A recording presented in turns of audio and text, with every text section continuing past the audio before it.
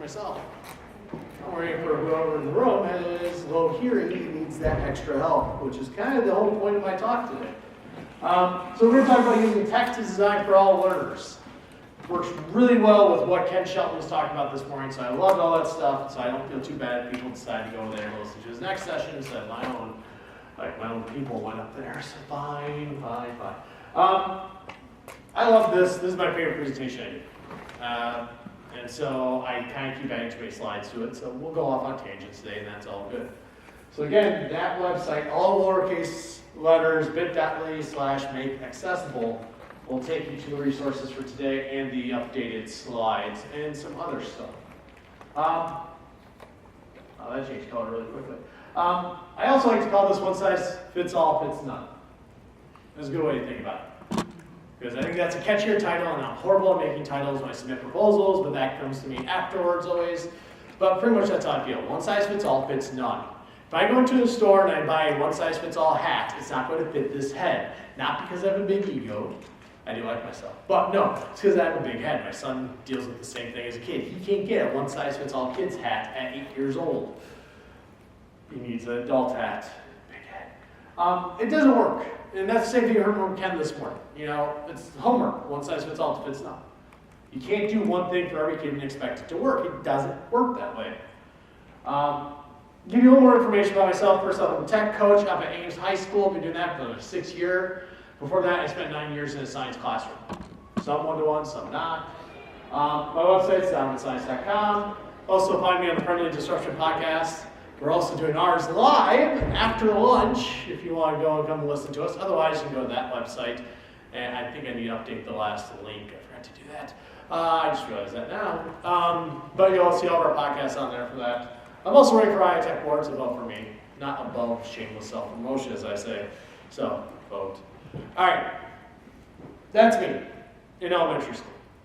In early elementary school, I had to wear a hearing aid in order to learn as well as I could. Without this piece of technology, there's no way for me to learn, because you got to think about early elementary school. You're listening a lot, and you're supposed to speak a lot. But you're not just listening to the teacher, you're listening to your peers. For me, that was hard to do. My right ear was very low hearing. So without that hearing aid, I really didn't hear a lot out of that. It was very low quality sound. Nowadays, I don't wear a hearing aid right now, only because I haven't gone back to the doctor to get another hearing test. I'll probably have one the next year. Because I was able to, my hearing got better through later elementary and middle school and all that. But I've always had reduced hearing. But that piece of technology made it so I could learn as best as I could. And I keep saying that instead as well as everyone else. No, because I want to learn as best as I could. I have my degree in physics, my master's in education, and all that. And some of my classmates, if I learned as well as they did, I wouldn't get to that. So the technology allowed me to learn as best as I could, to reach my potential. And yes, I had to actually ask my mom for that picture. I was like, come on, one picture of the hearing aid. And yep, there we go. But the problem with that piece of technology, it was expensive, not everybody could afford it, and it didn't always work. It also made me a target for bullying. I got picked on a lot for that because the smart kid with the hearing aid was also fat. That was just a trifecta. Sometimes that thing would go off in class and start making a high-pitched noise, which I couldn't hear. People had to pat, it's doing it again. Look at it. A year and a half ago, I got to give a 5-minute ignite on the stage at ISTE. So the big international conference in the summer. And I did the math afterwards. There were about 1,300 people in the crowd, which is great. Because the rest of that was on Sunday of ISTE. And ISTE goes from Sunday to Wednesday. I got to listen to a lot of other people in similar situations as I did, or maybe their kids or their spouses. And I loved hearing that, hearing how they were able to use technology or something else to make it so that they could learn to overcome some problem or something that's keeping it from them learning as best as they could. And that was the best part about that talk, was all the conversations I heard afterwards. I was nervous as I could be at that point. I'm just going to say, 13 people, that's way too many people. I like this size. This is my size. That, ooh. So the big question that drives all this is, how do we make it so all students can better learn? And again, that's just the big question. I heard that from Ken this morning. And it's got to be that question, especially with technology nowadays. We should be able to do this. We should be able to do better than we did 20 years ago. We have better tools, better technology. We make them stronger, faster, and all that stuff. So I think there's two parts to this. One is we have to design the learning. It starts at the design phase. When we're designing those instructional experiences for our students, we can do better at designing those so it's all learners can be there. Then the second part, of course, having the right tools to support individual needs. Because even the best design out there can't account for everything. So for what we miss, we have to have those tools to help our students out. We have to give them the tools, we have to let them use those tools. See, that second part there is the hard thing for some people sometimes, letting them use the tools that we're giving them. If we think about this, who is school currently designed for? It's not designed for every student. And an easy way to say it, especially like I say in Iowa and I grew up in Minnesota, is the middle class white boy with two parents at home who has a full meal for breakfast, lunch, and dinner, and access to help at home. If I look at the most standard traditional design of our classes, that kid's going to be successful. You fall out of that. Maybe you have a parent who's not home all the time because they have to work double jobs. Maybe you don't have food on the table every night. Maybe you have a hearing difficulty or reading difficulty or ELL, something along those lines. Schools would be more difficult for you. This is a great TED Talk. I'm not playing the whole thing because that would be silly for me to play a video for the whole thing, but we'll play a part of it. It's called The Myth of Average. And at the beginning of it, he talks about the story about the United States Air Force. They had a problem because they weren't getting the performance they were expecting. We had these very expensive planes, and they weren't performing right. So they looked at everything. And the thing was, the planes were designed for the average pilot. Well, pilots have different characteristics, height, width, or weight, all this stuff, arm length. And they found that if they look at all those characteristics of the pilots, no one was average on all of those. So they designed a plane for the average pilot, which really was designed for no one. So that kind of leads up into this. Because what they asked the airplane manufacturers to do is to make a plane that would work for everybody. And initially they said that it wasn't possible, it'd be too expensive. But then they figured out how to do it, and it's the same thing you get in your car today, how you can adjust that seat after maybe your spouse got in the car. Adjustable seats, mirrors, everything, even the steering wheel. All of that can make that car better fit you. They were able to do in the airplane, and they were able to actually open up the amount of people that could be pilots, because before you had to fit these certain characteristics, but now it can be everything. So, I got a little part here. Come on, internet work. No kidding. We call it age appropriate, and we think it's good enough. But of course it's not. I mean, think about it. What does it even mean to design for an average student? Because a student is not one-dimensional, like struggling to gifted. Students vary on many dimensions of learning, just like they vary on dimensions of size. Here are a few obvious ones. And just like size, each student, every single one of them, has a jagged learning profile.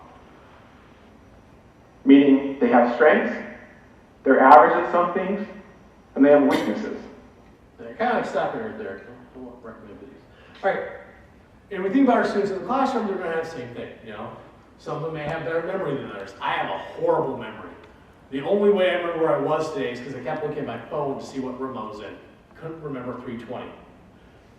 But we think about other skills that students may have. And if we're only designing kind of for that middle part, their skills are on one end. How does that help them? It doesn't. It really hurts them. So the average, there's no average student. There's no average pilot. So thinking about that, there we go. Thinking about building design. So I'm happy because my high school is going to get demolished 3 years from now.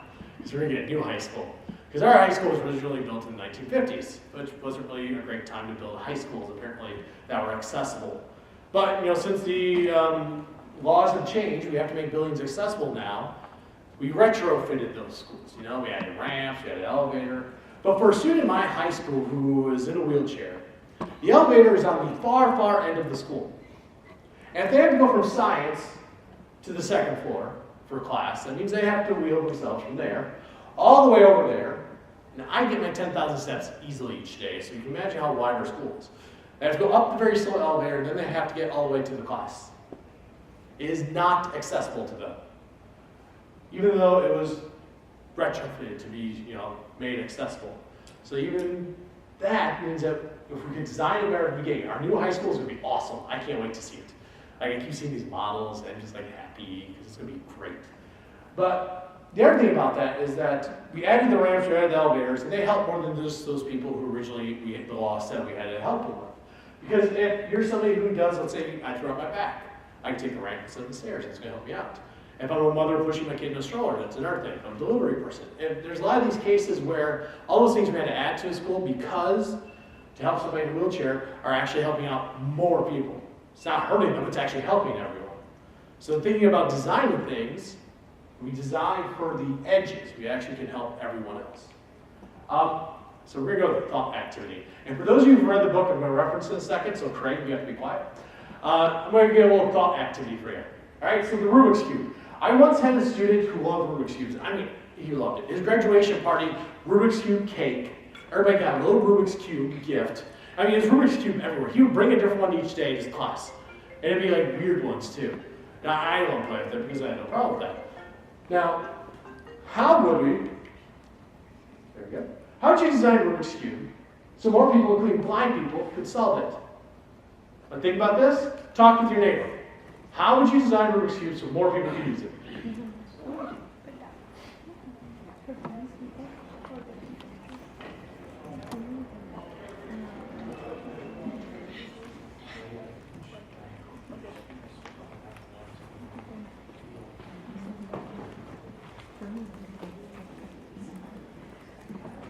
So how would you design a Rubik's Cube so more people, including blind people, colorblind people, anything like that, could actually solve it? Remember, there are Rubik's Cubes competitions where people solve them as quickly as possible.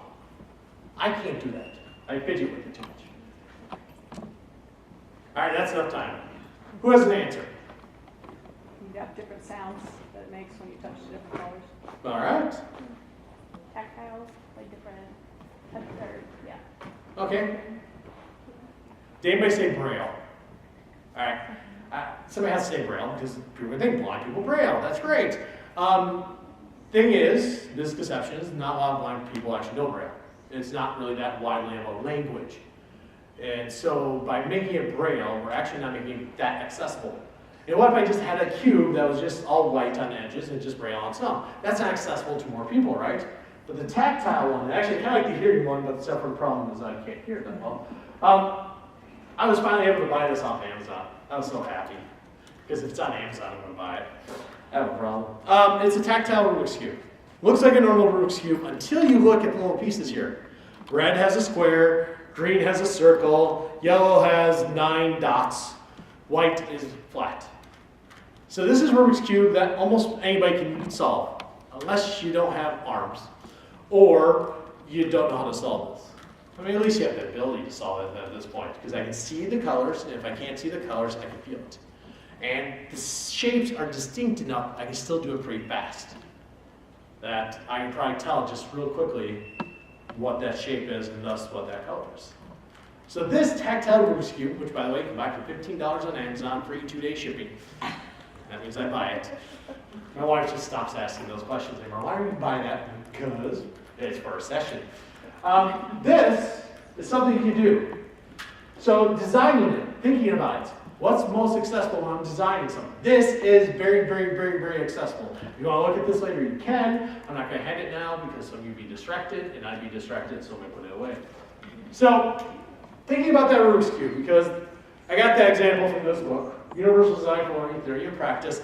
And if you go to my site, you go to the slides, the link to the book is on there. It's free online to read. I love it. But it talks about those designs, because Universal Design Learning, and there's a lot you can learn about. I'm still reading as much as I can about it. If you really want to, listen to some of our podcasts. We have a great discussion on it. It's shameless self-promotion. All right, there are 3 things we look at in Universal Design. One is engagement. How do we engage students? There are different ways to engage students. Not every student is engaged the same way. So I'm thinking back to the slide that Ken had up this morning with like PBL, Makerspace, and all that stuff. Each of those is going to engage some students, not going to engage every kid. Some students are actually engaged by a lecture. My wife is one of them. I think she's insane. She was actually engaged as a lecturer as a kid. She was a National Merit Scholar. 4 years of undergrad, 3 years of law school, paid for. Me, I don't have the attention span or the engagement in a lecture. If I'm seeing a lecture, I'm out. I'm going to be on my phone. So you got to think about how are we engaging students and giving them multiple ways to engage them. And talking about maybe giving some choice, giving some passion that they can use of that. But you gotta find different ways to engage the students. You can't expect every kid to be engaged just because you're engaged. And I think the greatest, and I'm a secondary person, I'm a high school person, and we become content heavy. I'm a science teacher, I'm not a teacher. You're gonna hear that a lot. And I'm very passionate, I love science. My students always knew I love science. They told me that. They can see that when we get to the last day, you love science. I'm like, yes I do. Physics, we get to blow things up. Not always. But there are different ways to engage them. We got to think about that. An engaged student is more likely to learn than a disengaged student. But we also, this is the thing, you got to give yourself an eye on this. There are going to be days a kid can't be engaged no matter what. I think about a student that I worked with last week, or at least was working near me. They had major issues going on in their family. There's no way that kid was going to be engaged in class that day. Let kids be disengaged some days. Get them back when they're ready. If we don't look at the social, emotional aspect of students and the impact it has on learning, we miss out on that part a lot. Different ways to represent the information. Okay, I don't like textbooks. I think I made that clear on Twitter or my blog or anything else. Because there's a lot of different ways to get to that information. Textbooks are inaccessible in my opinion. Paper is inaccessible in my opinion. Now it's my professional opinion, but it's still my opinion. Because I work with a student who has low vision acuity, and for some reason, well, he takes the AP classes, but a number of AP classes have great digital resources. They have this giant, heavy textbook that I swear weighs half as much as he does. And the problem is that for him to read that book, his face has to be that close with a magnifying glass. I mean, he is so close to that text, it's just not accessible. Then we have things like YouTube. YouTube has automatic closed captioning on it. And if you put a video on YouTube, and I'll explain that later, you can actually change closed captioning yourself. So if you're creating content, putting it on there, you can make it more accessible. CK12, free resource and digital resources. Christina Ishmael is here doing some sessions on open educational resources. CK12 is used a lot in that. Math, science, and some social study resources there. I use it in my science classes a lot. PhET is a simulation for science. Of course, I'm going to give you science things. But a kid may be more interested in doing some digital simulations than reading about it in a book. Podbean, podcasts. There are podcasts on every topic out there. Some people want to listen to that because maybe I can read about it, but if I listen to it or I watch it then on YouTube, I have different ways I can learn about that. Textbooks can still be a resource. They should never be the resource. They are the thing that I think is holding classrooms back the most because we spend too much money on them, spend too much time on them, and they dictate the lessons. They should be a resource. The students should dictate the lessons, whether they're learning or not. Not, well, we go from 1.1, 1.2, 1.3, 1.4, hey, test time. That is, we have to look at that differently. As you can tell, that's a topic I'm a little passionate about. And then action expression. Students have to be able to show us different ways that they understand something, that they've learned it. A paper and pencil test may not be best for every student. And just realizing, I'm going to probably skip the slide now. So there are various tools out there. Flipgrid is very popular. I remember, let's see, at one-to-one conference this spring, I included Flipgrid on this slide, and then I saw it like 20 times in the other slides. I mean, it's very popular now. Yeah, Microsoft bought it, made it free for everybody. Sorry, I'm a Google guy, so I like that. But Flipgrid is a great tool out there because students can explain themselves. Yeah, I like it. I do like it. You know, I have iMovie on our students. We have MacBooks in our high school, so students can create videos showing their understanding. We video if you're on a Chromebook. Still wish there was a better option. Letting kids draw, create things with hands. Not everything has to be on a computer. They can share it on a computer, but they can do things by hand. Soundtrack, kids can create their own audio recordings and podcasts. And of course, if you want to learn more about soundtrack, there's a great session tomorrow by Josh Allen. And my friend Meredith Allen is right out there. She can tell you all about soundtrack. And yes, paper and pencil tests can still be an option. Giving students options for how they show their understanding. That is, how you see more than ever before. Because data is only as good as how we record it. There's a time we had to buy a new refrigerator for our house. And while I was pretty sure that one at the store was the one I saw online and that I measured correctly, I thought I would just go up to it and measure with my height. You probably guess what happened. We got it home and it was too tall. I got out my wood shaver thing and yeah, that was smart. But I didn't do a good job of thinking about how I was recording my data. And oftentimes we're only going to do one way of measurement for everybody. It's not going to tell us individual needs, no matter how old they're doing. There are obstacles, of course. Don't say time. Do not say time. Time is an illusion. No. When we say time is an obstacle, we are saying it's not a priority.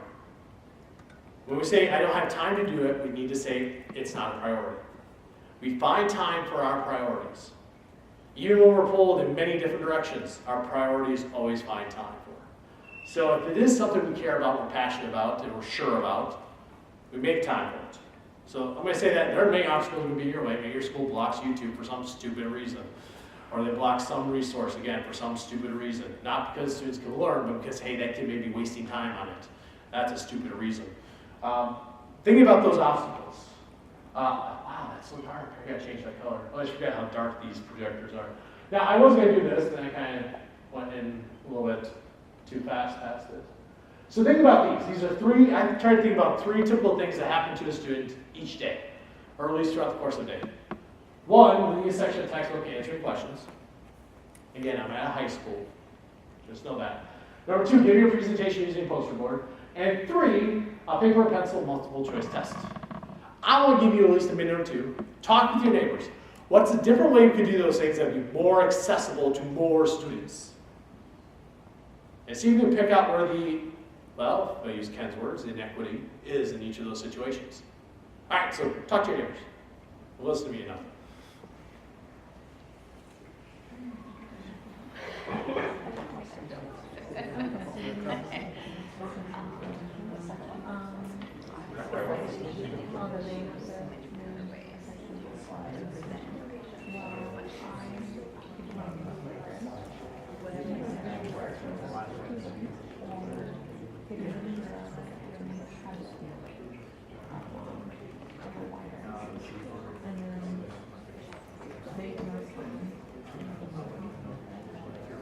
Honestly saying, if you're doing one of these things this week, now it's a great time to try something different. Next year's too far away. I get told a lot. Well, I'll do it first year.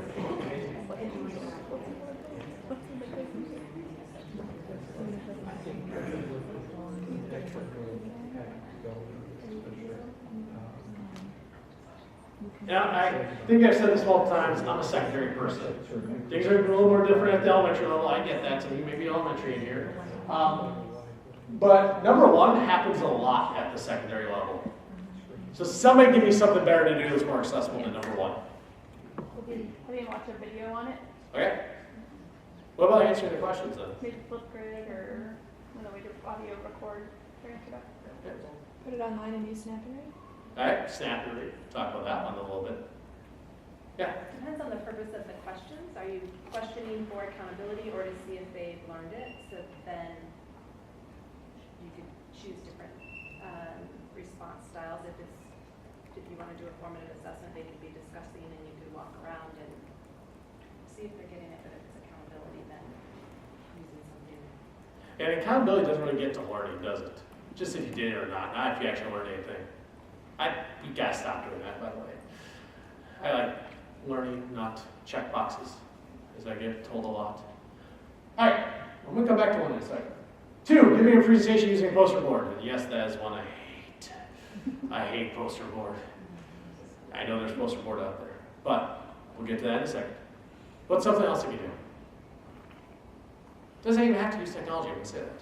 iMovie or Google Slides. All right? Why do I hate poster board, people?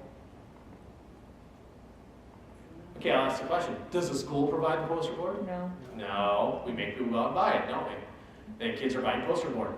Why? They have literally, my students in my school have a $800 laptop. I gotta think about what they're worth nowadays. And then we make them buy a poster board to give a presentation. I've seen this. They sit in our library with a poster board. I'm like, why? Because we already bought this thing that could create a video, create a podcast, create a website, create comics. I mean, we can create all these things to present information. But yet, the presentation using a poster board is what we've always done. So we're just going to keep doing it. That's another problem. That's an equity issue in terms of money. If you're asking kids to buy something that they could do for free on the computer that you've already given them, stop it. Let them use the computer. Let them create something different. Who cares if Timmy uses a poster board, if Tommy, I'm really lacking names today, does something else? So look at that. And of course, number three, open it up. There are a lot of different ways in there you could do that. Some things you just said for like number 2 could be a way to do that. Assessment is a naughty word. It doesn't mean test or paper pencil test. Like the teacher I replaced my first year teaching, okay, so this is what, 15th year in education. So my first year teaching, 2004, 3 weeks into the school year, I replaced a teacher who is now medically unfit to teach. I'm going to do the air quotes like that. And the thing was, one of the things he was doing, and I kind of keep this at the bottom level, is he had a 100-point multiple choice test for each unit. You know why it was 100 points? Because there was 100 lines on the Scantron. Didn't matter if there needed to be 100 questions or not. There was 100 lines on the Scantron, so every question was 100. So you get it? Hey, I'm not doing math. It's already done. And that was it. He didn't care about whether they did well or not. He was just measuring them and then putting in the grade book. So assessment, we got to think assessment differently. There are a lot of different ways to think about assessment. And if a student has anxiety issues and they're doing a paper pencil test that you're saying you have to get this done in 20 minutes, that's going to impact their ability to actually show you if they understand it or not. If the kid has a reading difficulty, same kind of thing. Not letting them use tools like Snap and Read to read the questions. Because I got a lot of teachers say, well, I can't work on the computer, they're going to cheat. They already cheat. They're really good. Have you not seen the kid that took a calculator and put his phone in it? Or the kids that will print new labels for their beverages in class that have all the answers on it? They are smart kids. Let's use those for good, not evil. So there are a lot of different ways here. I want you to think about it. The thing is that I had a lot of different ways I kind of wanted a thing to share out. I was kind of worried about time today. Is you can share out different ways of doing it and hopefully ask questions of other people. The thing is that not everybody has to do the same thing. So I always see a problem comes in, people get really passionate about a tool. Flipgrid. I think Flipgrid's a good tool. But if I'm just going to use Flipgrid because it's awesome, it's a good tool for everybody, but it doesn't fit their needs, then I have to rethink that a little bit. How am I going to make up for that? So the right tools to reach your destination. That's the other part of this. Is that I think back to my hearing aid, there are so many better tools now for hearing impaired students than when I was a kid. I had to go to a speech therapist. I had to get pulled out of class to go to a speech therapist because I couldn't hear and I couldn't speak right. And you're probably saying, nope, you still can't. Yeah, I know, that's what happens. I have trouble enunciating some things. I get the Elmer Fudd moment every now and then when I get stuck on a letter sound. I cannot pronounce words correctly sometimes. It irritates my wife because she thinks I do it on purpose. Nope, because I couldn't hear. So again, go back to me. My tool, it still wasn't, it was the best tool at the time, but it definitely wasn't cheap or easy for everybody to get to. Like, I had to go to the Mayo Clinic in Rochester regularly. Like, I still remember how good their hot chocolate is, because how often I was there. I'm buying AirPods this month. Now, whether they're the new ones that hopefully they're going to announce in the next week or so, which won't be the last week of October because Tim Cook's in China in a week. And I know this way too well because I'm waiting for these new ones to be announced, and new iPads and hopefully MacBook Airs. But we had a guest on our podcast earlier this year. He said something about live listen on AirPods, and it was something I missed. In the latest edition of Apple's iOS system, iOS 12, they enabled a live listen feature to the AirPods. And AirPods, if you don't know, they're Bluetooth headphones. I never really was thinking about. I have other Bluetooth stuff like, noise canceling ones I really love. And these guys I just figured I'd lose because they're small and not big. But there's a feature in there where I can actually just turn it on. It's a notification center. I can tap it, and you can start using the microphone on my phone to go directly to the AirPods. So if I'm talking with somebody in a noisy space where I can't take away that noisy background noise, I can stand there with my phone and listen to them. That is awesome. And I have a gift card to Apple because they screwed up on my new watch. So I could get the rebate of my old watch. So anyways, I'm going to go buy those because that's a really cool thing. It's built into something. And heck, $150 is still a lot cheaper than hearing aid. Trust me, I've started pricing them. But it's really cool. These features are built into almost every device we have nowadays. That's RAGBRAI 2015, and that plays a role in this. Because 2015 RAGBRAI is the first RAGBRAI I did. Because we were crazy and thought it'd be a great thing to do to get into shape to train for RAGBRAI. Oh my gosh, no one warned me. But we went and made all 7 days. And while you're on a bike across the state of Iowa over 7 days, there's 460 miles of a lot of biking. You have a lot of time to think. And all I could think about was education. Didn't help, I was there with other teachers. So I'm thinking about school in the middle of summer on a bike ride through Iowa. Again, there's a lot of time to think through Iowa. We have a lot of corn. But the thing that kept getting told me is ride, not a race. And I checked my time, got 20 minutes, good. Which meant that, for one, it didn't matter if I got there before other people or not. It just mattered that I met my destination, that I was successful. Taking that to the classroom. Classrooms are not a race, they're a ride. Not every kid needs to get to the same point at the same time. I have where I want everybody to be at the end of the year. Some kids are going to get to that destination quicker than others. But if I think everybody's going to move at the same pace, we're either going to leave somebody behind or somebody's going to be bored. And the thing with RAGBRAI is that people were moving at the pace they needed to go. Whether they were 70 years old and trying to get up that hill, or me getting passed by the 70-year-old person trying to get up that hill. People were going fast, people were going slow. Those athletic people who get up at 6 and are there by like 8 a.m. And I'm like, that's not going to happen. Or the other people who would say take a little extra time at each town to have extra refreshments, you got to stay hydrated. They would move at a slower pace. If you haven't been on RAGBRAI, it is an interesting experience. Because there's a lot of different people that do it. And they get to be successful because they have the right tools to do this. They have different bikes to fit their different needs. Like some people have, okay, we'll go with the elliptical bike. That's interesting to me. I asked the people why. It's an elliptical motion to go biking. It is cool. I want to try it, but I thought I would hurt myself. And I love the elliptical, but that's, again, less impact on the knees, just like elliptical. I don't like running. My wife signed me up for a 5K. It's going to be interesting this month. But I go on the elliptical. Some people have recumbent bikes, especially if they have back injuries. There's somebody on a unicycle because they need an extra challenge. They're just nuts. Then the old-timey bike, I saw that too. Some people need tools to challenge themselves, to keep them engaged. Other people need tools to do like that. Last year, year and a half ago, time's messing up my head, I did a RAGBRAI for the second time. And I remember this, the last 2 days, I kept getting passed by the same guy. We kept passing each other. It was just like, we were at the same pace, just not at the same time, that sort of thing. He didn't have any legs below his knee. So he has prosthetics on both sides that perfectly clip into his bike. And he's going past me, then I go past him and that. The thing was that you look at him and you think, not the best bike in the world, but he's doing RAGBRAI because he had the right tools. I had a road bike, because if you try to use any other bike, I wasn't going to make it. If I had my old bike, there's no way I would have done RAGBRAI.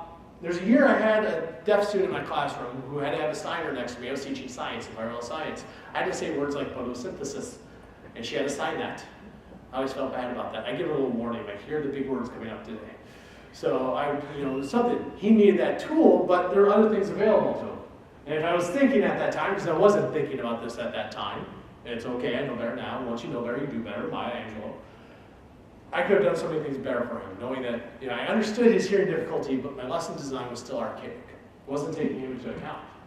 Now built into every device you have, every device with you right now, are accessibility features, including for people who are deaf, people who are blind, people who are anything, pretty much. Now, we have students with specific learning disabilities, we have students with audiovisual issues, physical issues, and sometimes they overlap, but most of the time they don't. And this covers up most of the students, there's a good portion of our students in our school.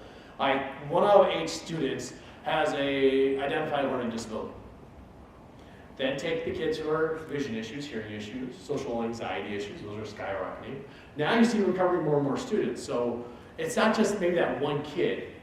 We have a good number of our students that need something extra. So text-to-speech. Snap-to-Read is one of these. I love text-to-speech tools. This is my Mac, my Chromebook, and my phone. They all have text-to-speech built into them. Chromebooks have text-to-speech built into them. Okay, I forgot to tell you, I'm a Chromebook and Apple guy. So Microsoft, I can't help you there. Aaron Mauer's here somewhere. Go talk to him. He's good at that. I thought we needed a session, Microsoft versus Google accessibility, because I am very much into 2 ecosystems and not that third. Just don't talk about it. But they're built into there to have all text spoken back to you. There are other tools like Snap-to-Read or Read-to-Write. Those are kind of the 2 big ones that you see. My school district, we bought Snap-to-Read for every student in the district. We don't buy any tool for every student in the district. We bought Snap-to-Read for every student in the district. Because it can read the text to the student, whether it's accessible or inaccessible. What I mean by that, whether it's a text that you can highlight off a website, or if our copiers can scan any document you put on there and send it to you, but what it's doing is just taking a picture of it.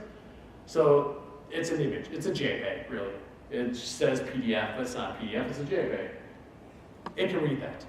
It can pull the text off of the page and read it to the kids. You can set the speed, the pitch, the voice, the language. I love that too. I gotta play with that more. So I keep going in and working with some of our students. Like, big part of the beginning of the school years, teachers send me the students like, these kids need help with this. I'm like, all right, I'll go meet with them. And first thing I tell them is they got to play with the sounds. Like, I take the British male voice every time, speaking at a slower pace, because that's what I like listening to. No idea why. I do like British comedy shows, though.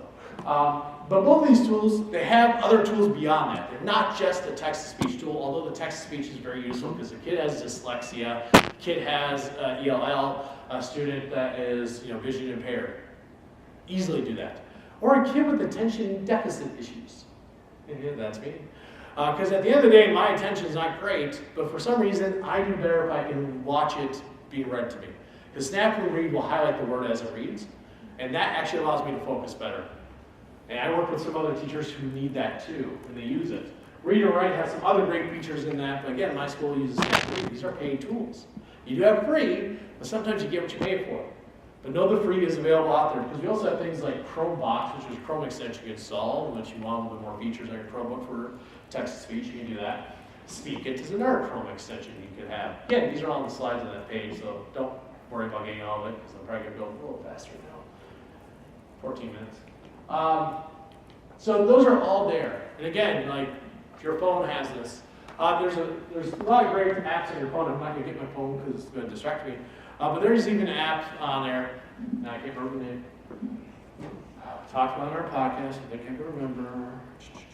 Sorry, I have a lot of apps on my phone. Prismo Go, iOS app that can read it directly off. Take a picture, takes the text, starts reading it.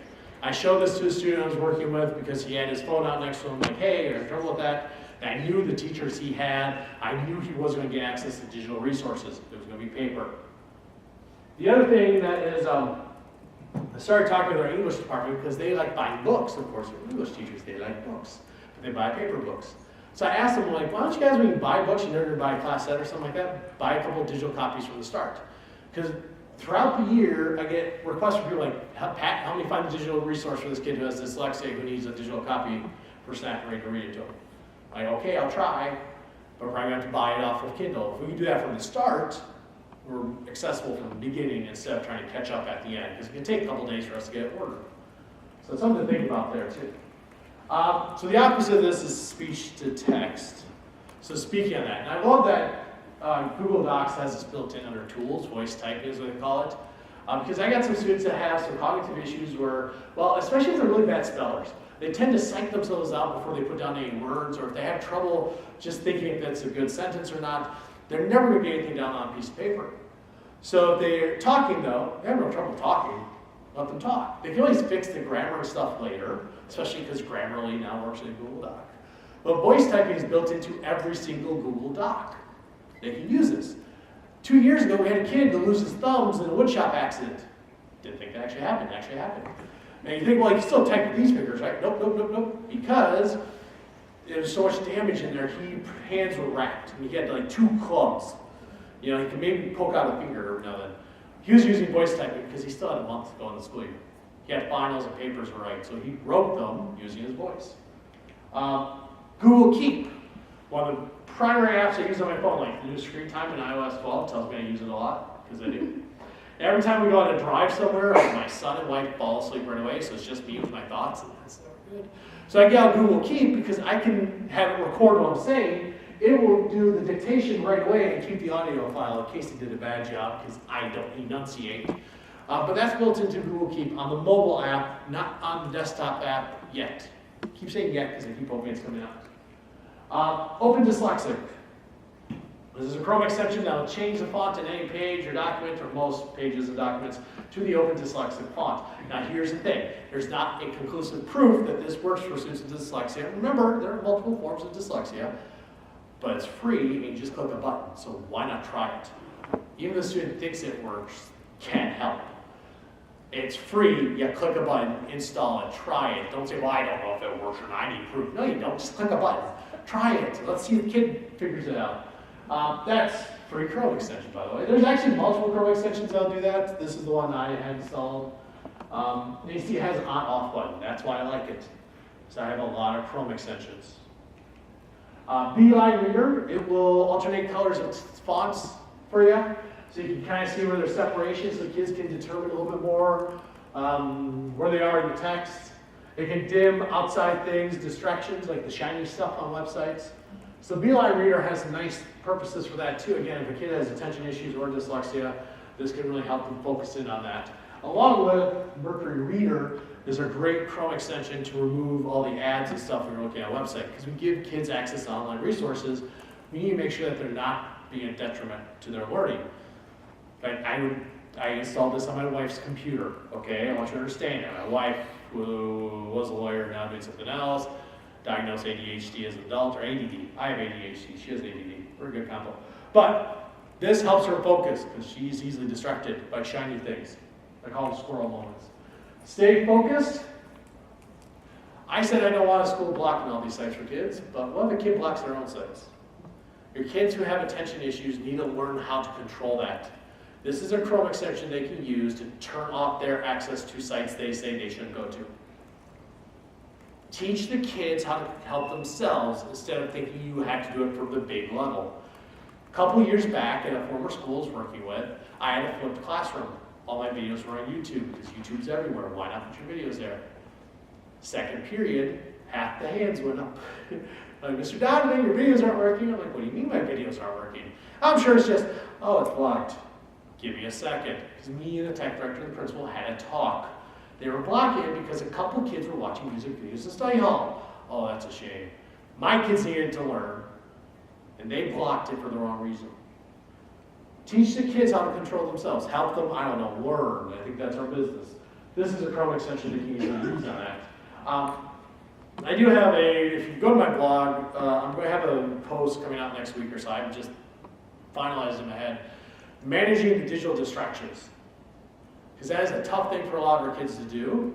And there are some things you can do out there to help that. Like I've downloaded looking at the screen time update to iOS 12 has allowed me to figure out where I'm spending all the time on my phone. I can't predict that, but where am I getting digitally distracted? I have spent a lot of time disabling notifications to my watch.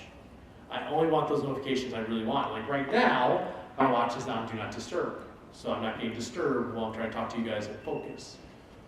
It's doing its best. I know there are notifications there, but they're not here, so that's okay. Visor blocks out everything but where you want to look. So again, helping your kids focus. There are a lot of things that help kids better focus. Newsella, I don't know how you pronounce it, I say Newsella. You can change the lock style level of typically nonfiction text. Some articles and resources there. Students who struggle with complex text can go and get a more applicable level to themselves, and they can also think, zone of proximal development, challenge themselves sometimes. By the way, that puts students can have control over that, what level they want. I like that. Don't just assume your kid's going to pick the easiest level. Talk to them. Talk about how it's good sometimes to get that slightly challenging text, but if it's too challenging, they're not going to learn no matter what. Colorblind people. There's surprised. There we go. I always like that. What is it? 6% of U.S. European-born males. That's the one stat I kept finding. I don't know why you're going to compare stats about this. But there is a good number of kids that you're at your school who are colorblind. And do you ever think about your resources, whether or not your kids can see it? I taught physics. My favorite unit was optics, which included light and color. And I remember one year a kid going, Mr. Donovan, I can't do this lab. I'm like, why can't you do it? I'm colorblind. Crap. I didn't know what to do. I didn't even think about it as an option. But we do have a good number. I have a couple teachers that are colorblind. And so they're my guinea pigs for everything. So I try every tool. This will adjust the colors on the website based on the type of color blindness the student has, so they can better tell the differences in the colors. There are multiple types of color blindness, people. Chrome Daltonize can do the same thing, but it can also simulate the color blindness, so you can see what the kid would see if you had their color blindness. And then, I do not read all this. It's in the slides for more resources on color blindness, because that is one big area I didn't know, so I'm going to skip it. But it's there for you if you want more resources. I already talked about this closed captioning on YouTube. If you upload anything to YouTube, check the closed captioning track, you can fix it. I teach an online course at Iowa State called Social Media for Educators, just a 1 credit 4 week class. I love it. But it's online, so I do a lot of videos, because that's what I do. So I go in every time, I fix the closed captioning. It's really quick and easy. It'll automatically create a closed captioning track, but then you can go and say, I did not say artichoke. I did not say shade, apparently just that. So you can fix that for your students. So if you're uploading content, you can fix it. You can't fix other people's content. Sorry. And I have to update that slide. They keep updating their editor. Then there's the new editor, the old editor. It's in there. Expect a new blog post from me in the near future. This came out last week. Closed captioning in Google Slides. I forgot to turn it on. Dang it. So what you can actually do is actually turn on closed captioning in Slides. So if you use Slides to present something to your class, you can automatically turn on closed captioning, and while you're talking, it'll show you what you're saying. So your kid with hearing difficulties can see it live. Now, if you're doing this, a wireless Bluetooth microphone would be a good thing to buy. Or, the ones for cell phones that only like a few people ever wear anymore, those will still work. They connect to your laptop. So something to think about if you do have a hearing impaired student, because, thank you, don't always put them in the front. That doesn't always help. My type of hearing loss, I can't distinguish between background noise and foreground noise. So the more background noise there is, the harder it is for me to understand what I'm listening to. So this is why you never see me in the front. Like today was okay during, I had to sit with my friends, or up in the front during the keynote today. But normally you're gonna find me in the back or on the side. I want the sound in front of me. I can distinguish better from sound in front of me, but not the back. That's just how my ears work. And ask your kids, okay? I always got put in the front of the classroom, even though it didn't always help me. Talk to your kids. They're gonna know more about their hearing than you will. Shy learners, dang it, we're all time. Shy learners. We have a lot of kids with social anxiety issues. Big number. I know I'm seeing them more and more because of the work I'm doing this year. If you have a kid, let's see, there's one class in our school where they think, I know the kids are learning because we have this discussion and we do this. No, they're in discussion with like 4 or 5 kids, and there's some kids who are never going to be engaged in that because they need more time to process. Or they don't want to be wrong, they're so scared of being wrong, they don't want to speak up, or they have a speech impediment, oh, that's me, or they're ELLs and they don't want their accent to come out. Find different ways to do it. A back channel is the simplest way to allow more students to be engaged. One of the first things I noticed when I was teaching in a one-to-one is I started using a back channel because I wanted kids to be able to ask questions whenever. And I meant whenever, 24/7, I'm probably going to answer it because I don't get enough sleep ever. And so I found that this was one girl who never spoke up, was asking question after question after question in the back channel. And when she got it, her grades went up. So find different ways. Back channel is one way you can do it, but if you're thinking, I'll learn because they're all going to be engaged, well, most of those kids can't engage at that moment. And again, some people just need more time to process. That doesn't mean that they're dumb. They're moving at a different pace. They can still complete it. You've got to give them time to do it. So back channel is a great way to do it. English language learners, a lot of different ways to help them. A lot of stuff we covered here. I got to go fast because we're almost out of time. I think, yes. There's a lot of other tools too. There are tons of tools. Pretty much, if there's a need, there's a tool for it. I have a Google Doc on that link page I gave you at the beginning, Make It Accessible, that is constantly updated. That's my document I update. There's a second copy of that goes to every teacher in my district. And I'm going to reshare it now, probably this week. Because I want them to have all these tools out there. And then come talk to me. We can finally do it. This is part we got to end with. Because everything I talked about today, you have the technology available to you, but it's about a shift in mindset. Because you're going to have some teachers who believe that intelligence is what you can do without a computer. But we're in the 21st century, 2018. They're never disconnected. I have 3 devices with me today, and actually I have 4. This guy's always on me. I can ask this guy any fact in the world. I can have that read to me any text I want at any time. My wife is a professional who I've given tools to so she can better help herself. Let them use the technology. If they're taking a test and it's a paper pencil test, but that kid has a reading disability, guess what? You're digging a hole for that kid. So you got to think about these things, and that's a mindset because you're going to work with people who think that their intelligence is what they can do without technology, not what technology can help them do as best as they can. Because that's the thing, best as they can. We have a Friendly Disruption podcast where we talk about this stuff all the time. I keep trying to make that a hashtag because that's what I believe learning should be accessible for all. I know it's really long for a hashtag, but they gave us 280 characters. I'm okay with it. So there. So that's all I got. I'm sorry I kind of went too fast at some points. I hope you got something out of this. So thank you.